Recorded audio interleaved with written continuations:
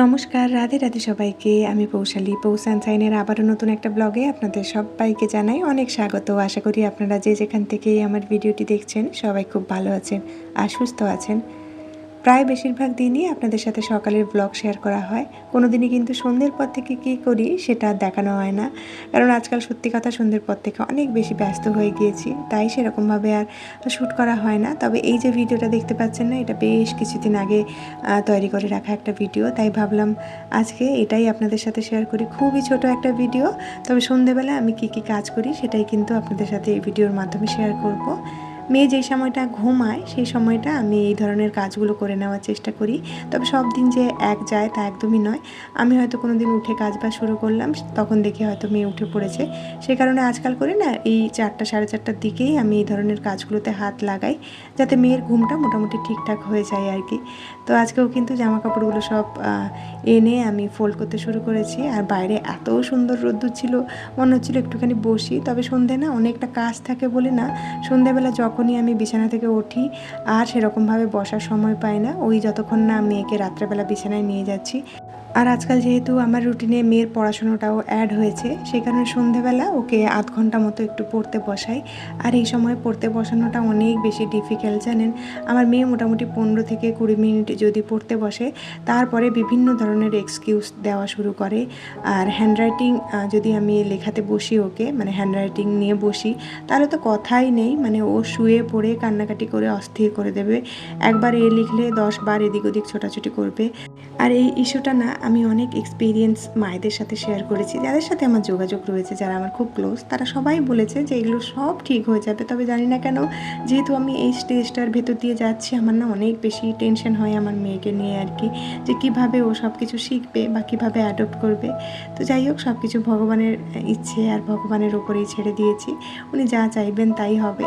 তাও মা হিসেবে মাঝে মধ্যে টেনশন হয় বলে না, আমি এই সময়গুলো একটুখানি ওকে নিয়ে ব্যস্ত থাকার চেষ্টা করি। আর আমি আমার সব কিছু দিয়ে এটাই চেষ্টা করি যে আমার মেয়েকে যাতে আমি বাড়িতে মোটামুটি একটু ট্রেন করতে পারি আর কি, যাতে আমার কোনো গাফিলতি না থাকে মেয়েকে বড় করার দিকে আর কি। তো যাই হোক, দেখুন মোটামুটি হাতে সময় ছিল বলে না আজকে ভাবলাম জামা কাপড়ও কয়েকটা আয়রন করে নিই।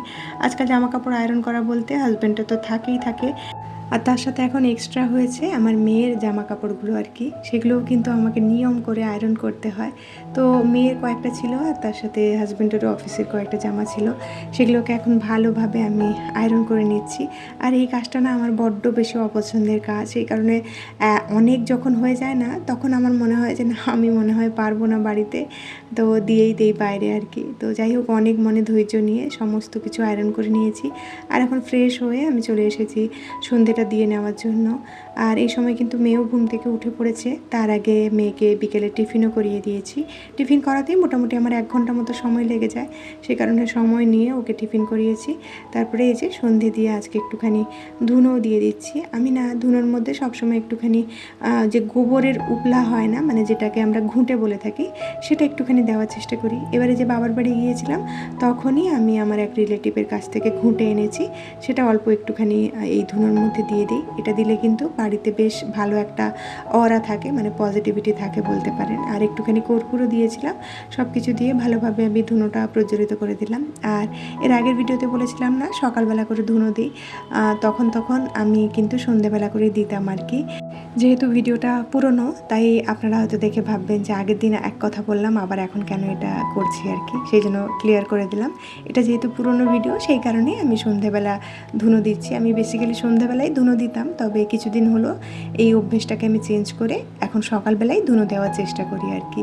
এই সন্ধেবেলা ধুনো দিলে না রুমের ভেতরে এত ধোঁয়া হয়ে থাকে, সেটা আমার ভালো লাগলেও না আমার বাচ্চার জন্য ক্ষতিকারক বলে আমার মনে হয়েছে। মানে আমি এটা রিয়েলাইজ করেছি আর কি কিছু জনের বলার কারণে। তো সেই কারণে আমি এখন এটাকে অ্যাভয়েড করে চলারই চেষ্টা করি।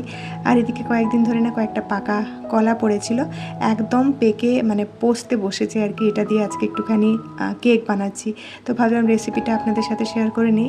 আর এটা কিন্তু আমি সন্ধে দেওয়ার আগেই বানিয়েছিলাম, তাই বাইরে একটুখানি আলো আলো মতো রয়েছে আর কি। তো এখানটায় আমি 2টো কলা নিয়েছি, তার মধ্যে অল্প একটুখানি গুড় দিয়েছিলাম, মানে যতটা আপনি কেকের মধ্যে মিষ্টি চান আর কি ততটা গুড় দিয়েছি। তারপরে 2 চামচের মতো তেল দিয়েছি, অল্প একটুখানি বেকিং সোডা আর বেকিং পাউডার, মানে ধরুন 1 টেবিল স্পুন যদি বেকিং পাউডার দেন, তাহলে হাফ টেবিল স্পুন আপনাকে দিতে হবে বেকিং সোডা। তারপরে কিন্তু সব কিছু ভালোভাবে আমি মিক্স করে নিচ্ছি। আর যেহেতু বানানা কেকে সিনামন পাউডারের স্মেলটা বেশ ভালো লাগে, সেই জন্য একটুখানি দারচিনির পাউডার, অল্প একটুখানি আমি সল্টও দিয়েছি আর কি। বানানা কেক না খুব বেশি ক্যারকেরে মিষ্টিটা হয় না আর কি, হালকা একটুখানি নোনতা মিষ্টি মতো থাকে, এটাই বানানা কেকের বৈশিষ্ট্য, বেশ ভালোই লাগে খেতে। আমি এর আগে বহুবার বানিয়েছি, তবে আপনাদের সাথে সেরকমভাবে মনে হয় রেসিপি শেয়ার করা হয়নি। তো আমি এরকমভাবে আটাটা দিয়ে দিলাম, আটার কেকই বানাচ্ছি, মানে এরকম স্টেনারের ভেতর দিয়ে আটাটাকে পাস করিয়েছি, এতে করে কেক কিন্তু খুব ফ্লাপি আর এয়ারি মতো হয়। আর ওপর থেকে অল্প একটুখানি দুধ দিলাম আর কি, দুধটা হালকা হালকা করেই দিয়েছি যাতে একদম দলা না পাকিয়ে যায়। তারপরে এরকম একটা কনসিস্টেন্সিতে এনে নিয়েছি আমি ব্যাটারটাকে। আর আমার মেয়েও কিন্তু এখানটায় আমাকে হেল্প করতে চলে এসেছিল। আর ওপর থেকে একটু কিশমিশও দিয়েছি। যখনই না কিছু রান্নাবান্না এক্সপেরিমেন্টাল করবেন বাচ্চাদের জন্য বিশেষ করে, তখন যদি বাচ্চাকে একটু হেল্প করতে বলেন বা ওদের সাহায্য নিয়ে করেন না, তাহলে পরবর্তীকালে কিন্তু ওদের খাওয়ার টেন্ডেন্সিটা অনেক বেশি বেড়ে যায়। আমার মেয়ে অনেকটা বেশি পিকি ইটার্স রয়েছে, তো সেই কারণে আমি ওর জন্য যখনই কিছু বানাই ওকে জিজ্ঞেস করে বা ওকে বলে বলে যে এটার পরে এটা দিতে হবে মামা, এটার পরে ওটা দেবো, এরকমভাবে করতে হবে। এতে করে দেখেছি ওর মধ্যে ওই খাওয়ারটা নিয়ে কিন্তু অনেক বেশি ইন্টারেস্ট বেড়ে যায়।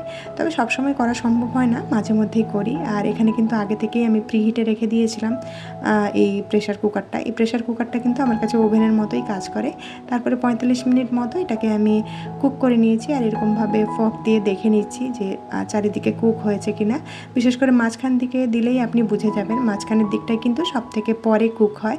তো মাঝখানের দিকটা দেখলাম হালকা একটুখানি আনকুক রয়েছে, সেই কারণে আমি আবার 10 মিনিট মতো ভাপ দিয়ে তারপরে ঠান্ডা করে এটাকে বের করে নিয়েছি। আর এখন কেটে দেখাচ্ছি, দেখুন কত বেশি ফ্লাফি হয়েছে। আমার মেয়ে যেহেতু বানাতে হেল্প করেছিল, ও মোটামুটি একটা টুকরো বিকেলবেলা খেয়েছে আর কি। তাহলে চলুন আজকের ভিডিওটা এখানে শেষ করছি। দেখা হচ্ছে নেক্সট আরেকটি ব্লগে। ততক্ষণের জন্য সবাই খুব ভালো থাকবেন, সবাইকে খুব ভালো রাখবেন আর নিজের যত্ন রাখবেন। আজকের এই রেসিপিটা কেমন লাগলো জানাতে ভুলবেন না। টাটা।